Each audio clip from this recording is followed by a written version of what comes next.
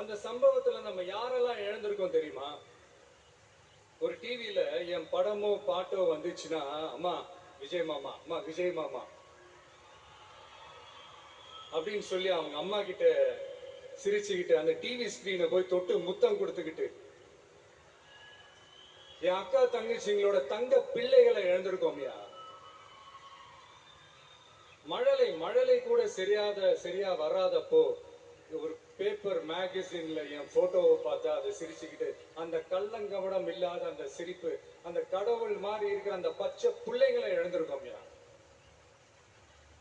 என் அக்கா தங்கச்சி அண்ணன் தம்பி குடும்ப உறவுகளை இழந்து அந்த வலியோட இருக்கிற என்ன நீங்க ஏளனமா பேசுறீங்களா?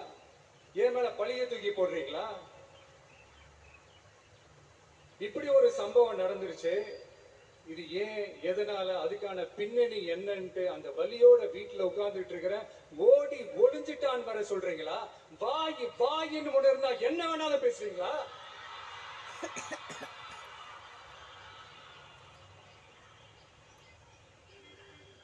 மக்களே, நான் உங்களையே கேட்கிறேன். அன்னைக்கு அத்தனை கிரௌட் இருந்துச்சு.